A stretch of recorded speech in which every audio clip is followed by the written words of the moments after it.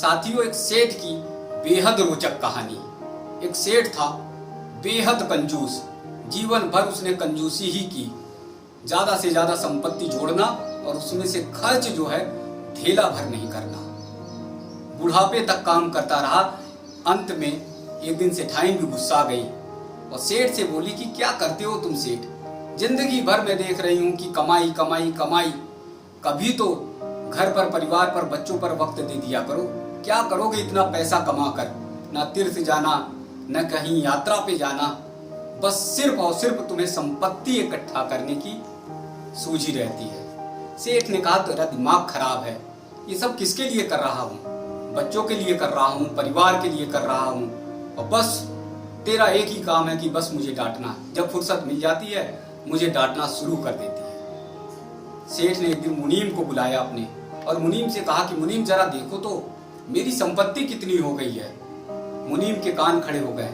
बोला सेठ इतना कमा लिया है, इतना कमा लिया है कि जोड़ते जोड़ते मुझे कई महीने लग जाएंगे। सेठ ने कहा कि मुझे बहुत ज्यादा बेचैनी हो रही, मुझे जल्दी बताओ कि मेरी संपत्ति है कितनी।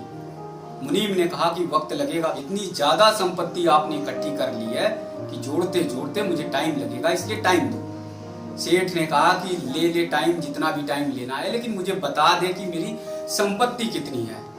मुनीम चला गया पूरी संपत्ति का आकलन करने के लिए। 6 महीने बाद लौट कर आया। मुनीम मुस्कुराते हुए और सेठ से बोलता है कि सेठ गजब हो गया, गजब। बोले क्या? बोले अरे आपने इतना कमाया है कि मैं बता नहीं सकता। सेठ ने कहा मेरे प्राण ऊपर नीचे हो रहे हैं, जल्दी बता कि मैंने कितना कमाया है, मेरे पास कितनी संपत्ति है।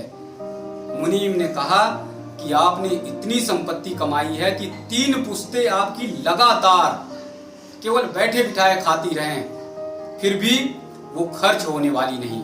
यानी 3 पुश्तों तक आपने संपत्ति इकट्ठी कर ली है, कुछ भी ढेला भर भी काम ना करें, 3 पुश्तें आपकी, फिर भी आपकी संपत्ति इतनी पर्याप्त है कि आराम से उनका जीवन व्यतीत हो जाएगा। सेठ ने फिर पूछा मुनीम से कि कितने पुश्त खा लेंगे? मुनीम ने बताया कि सेठ जी 3 पुश्त खा लेंगी, इतनी संपत्ति है आपकी। 3 पुश्तें सुनते ही सेठ तेज तेज से रोने लगा, चिल्लाने लगा और बोला मैं मर गया, मैं मर गया। मुनीम ने बोला क्या हो गया? सेठाई नहीं, उन्होंने बोला अचानक क्या हो गया सेठ को? बोले कि अरे ये मुनीम बता रहा है कि 3 पुश्तें मेरी बैठी बिठाई खा लेंगी, मुझे ये चिंता है कि मेरी चौथी पुश्त का क्या होगा। अगर 3 पुश्तें बैठकर आराम से खा लेंगी, लेकिन चौथी पुश्त भी तो मेरी होगी, चौथी पुश्त का क्या होगा? मुनीम ने समझाया कि सेठ दिमाग ठीक करो, 1-2 साल बाद चले जाओगे इस दुनिया से, राम नाम सत्य हो जाएगा और तुम चौथी पुश्त की चिंता कर रहे हो। अरे इतनी पर्याप्त है, बड़े बड़े शहरों में भी मैंने देखा है कि इतनी संपत्ति किसी के पास नहीं है जितनी तुम्हारे पास है। सेठ ने कहा कि नहीं, चौथी पुश्त के लिए क्या होगा, मुझे उसकी चिंता लगी हुई है। और सेठ ये कहते हुए गस खाया, गस खा के गिर पड़ा और चारपाई उसने पकड़ ली और धीरे धीरे वो बीमार होने लगा। दुनिया भर के नीम हकीम बुलाए गए, सेठाइन ने बड़े बड़े वैद्य बुलाए। सेठाइन ने कहा कि अगर उनकी जिंदगी नहीं बची तो मेरा तो सब कुछ चला जाएगा, मेरे धन दौलत यही है, इसलिए किसी भी तरह से बचाओ इनको। मुनीम ने पूरी कोशिश की, सारे वैद्य देश दुनिया से बुलाए गए, लेकिन सेठ ठीक नहीं हुए। जब वैद्य चले जाते तो सेठ बस सिर्फ और सिर्फ एक रट लगाए रहते कि मेरी चौथी पुश्त का क्या होगा, मेरी चौथी पुश्त कैसे खाएगी। ये देखकर सेठाइन बहुत परेशान होने लगी और सेठाइन ने मुनीम को बुलाया, कहा कि समझाओ इनको, बताओ इनको, इनके पास पर्याप्त संपत्ति है, चौथी पुश्त की चिंता ना करें। मुनीम ने कहा कि सेठाइन बहुत समझाया, सेठ समझते नहीं। मुनीम ने दिमाग लगाया कि अगर सेठ को कुछ ऊपर नीचे हो गया, अगर राम नाम सत्य इनका हो गया तो मेरे लिए मुश्किल पड़ जाएगी, पता नहीं इनके बच्चे मुझे नौकरी पे रखें या ना रखें, इसलिए इनकी जिंदगी को बचाना है। मुनीम गया, सेठ से बताया कि सेठ तुम बच सकते हो। बोले कैसे बच सकते हैं? तमाम वैद्य नीम हकीम तो मुझे बचा नहीं पाए, तुम कौन सी दवा लेकर आए हो जो बचा लोगे? मुनीम ने कहा कि सेठ आपने जीवन में कभी दान और पुण्य नहीं किया। सेठ ने कहा ये मुझसे अब भी नहीं होने वाला। मुनीम ने कहा इससे तुम्हारी जिंदगी बच जाएगी, इसलिए दान और पुण्य करो। सेठ ने सोचा कि शायद इससे मेरी जिंदगी बच जाए तो मैं चौथी पुश्त के लिए इकट्ठा करने लगूं, इसलिए उसकी बात मान ली। सेठ ने कहा मुनीम से कि मुझे करना क्या होगा। बोले कुछ मजदूरों को, कुछ गरीबों को कुछ दान पुण्य करते हैं। सेठ मान गया, लेकिन सेठ ने कहा कि मेरी 2 शर्त तुझे माननी पड़ेगी। मुनीम ने कहा हर शर्त मानने के लिए तैयार, बताओ तो।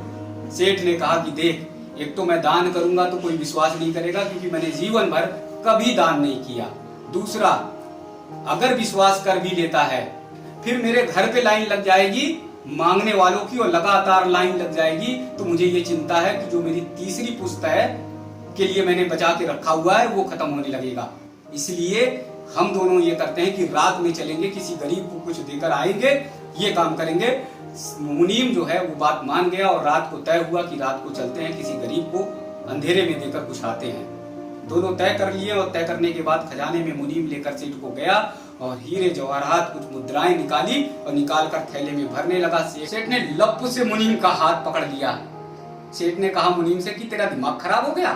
अरे ये हीरे जवाहरात दे रहा है, मेरी 3 पुश्तों से कम कर रहा है धन, मेरी 3 पुश्तें खा भी नहीं पाएंगी। अरे तेरे दिमाग में है कुछ नहीं? अगर दान पुण्य करना है तो अनाज दे सकते हैं, खाने पीने की कोई सामान दे सकते हैं, जरूरत है क्या कि हम हीरे और जवाहरात दें? इससे अगर तू देगा हीरे जवाहरात तो मेरी 3 पुश्तों के लिए कम पड़ जाएगा, इसलिए हम अनाज देते हैं, खाने पीने का सामान देते हैं। मुनीम ने कहा जैसा हो, जो मन करे तुम दो, तो कुछ तो दान करो, नहीं तो तुमसे तो दान कराना बड़ा मुश्किल का काम है। अंत में तय हो गया। मुनीम ने रात में अनाज की बोरी उठाई और कुछ थोड़ा बहुत खाने पीने का सामान लिया और चल दिया। ढूंढने लगा कि कोई गरीब हो, कोई भूखा हो, उसे अनाज दिया जाए। तभी एक कुटिया में जाकर दोनों पहुंचे। वहां कुटिया में एक मजदूर था। मजदूर कुटिया के अंदर अपनी ढिबरी बंद करके बुझाकर सोने जा रहा था। तभी मुनीम चिल्लाया कि ये मजदूर कहाँ सोने जा रहा है? आज तो तेरे भाग्य खुल गए, आज तो तेरे भाग्य बदल गए। मजदूर कुटिया के अंदर से बाहर आया और बोला क्या बात है, क्यों चिल्ला रहे हो? बोले अरे देख, साक्षात सेठ तुझे दान करने के लिए आए। जिंदगी में कभी कुछ दान नहीं किया, एक धेला किसी को दिया नहीं, आज साक्षात मान ले देवता तेरे सामने खड़े हैं, ये देने तुझे आ रहे हैं, दान करने आ रहे हैं अनाज, और ये भरपेट ले, फिर सेठ लगातार तुझे देंगे। सेठ ने फिर मुनीम का हाथ पकड़ा और कहा जितना कहता हूं उतना ही बोला कर, एक ही बार दूंगा यार, क्यों बार बार दूंगा, अभी का बस इसकी व्यवस्था करने दे। सेठ ने तुरंत उठाया, बोला कि दान मैं अपने हाथों से करूंगा, और मजदूर के हाथ में अनाज की गठरी देता है और खाने पीने की सामान देता है और कहता है कि ये रख लो और इसे आराम से जितने दिन 2, 4, 10 दिन चले बढ़िया से तुम खाना पीना, कोई चिंता मत करना। मजदूर ने सेठ से कहा कि देखो सेठ जी, मैंने दिन भर मजदूरी की थी, शाम का मेरा खाना हो गया, सुबह का जो खाना है वो थोड़ा बहुत रखा हुआ है, उसे मैं खाना खाऊंगा और फिर मजदूरी पे चला जाऊंगा। मेरे जिंदगी का मकसद है, मेरे जिंदगी का उद्देश्य है कि मैं अपनी मेहनत से, मजदूरी से ही कमा कर खाऊं, किसी का दान पुण्य ना लूं। मेरे पास आज की व्यवस्था है, कल की सो कल देखी जाएगी, कल की मुझे कोई चिंता नहीं है। सेठ ने इतना सुना और सुनते ही उसके चक्कर आ गए और उसने तुरंत मजदूर के पैर पकड़ लीजिए कि तू आदमी है कि भगवान है? यहाँ 3 पुश्तों तक मैंने जोड़ के रखा हुआ है, सुन। और तब मेरी सांसें ऊपर नीचे हो रही हैं, तब मेरी तबीयत बिगड़ गई, मैं 1 महीने से चारपाई पर पड़ा हुआ था, अगर मुनीम यहाँ ना लेकर आता तो शायद मेरी जिंदगी नहीं बचती। और तू है कि आज की व्यवस्था हो गई है, कल की कह रहा है, कल की सो कल देखी जाएगी। सेठ को बात समझ में आ गई। सेठ ने ये समझ लिया कि दुनिया में सबसे बड़ा जो धन है वो सबसे बड़ा धन संतोष का है, संतोष से बड़ा धन कोई नहीं है। साथियों, जिंदगी में, जीवन में जितना भी कमाइए आप, जितना भी संपत्ति, पैसे, सब कुछ इकट्ठा करिए, दुनिया की सारी संपत्ति, सारी जमीन आप नाप लीजिए, लेकिन अगर आपके पास संतोष नहीं है तो फिर ये सारा धन, सारी दौलत, सब कुछ बेकार है। जीवन का सबसे बड़ा धन, सबसे बड़ी संपत्ति वो संतोष की है। संतोष अगर व्यक्ति के पास है तो सबसे ताकतवर है, सबसे ज्यादा संतोषप्रद व्यक्ति है, सबसे ज्यादा धनवान व्यक्ति है। इसलिए जो लोग भी मेरी वीडियो को साथियों सुन रहे हैं, वो सभी अगर धनवान हैं, पैसे वाले हैं, उन तक भेजने की कोशिश करिए।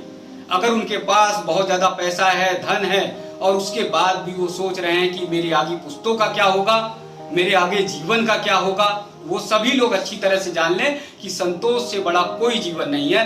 हर क्षण, हर पल आनंद उठाइए उस मजदूर की तरह कि जिसे आज खाने की व्यवस्था है, कल खाने की व्यवस्था नहीं है, लेकिन आराम से चैन की बंसी बजाकर आराम से सोता है। उसी तरह से आप भी आराम से जीवन व्यतीत करने की कोशिश करिए। और मेरे कमेंट्स बॉक्स में जाकर ये कहानी अगर आपको अच्छी लगी है तो मुझे जरूर सूचित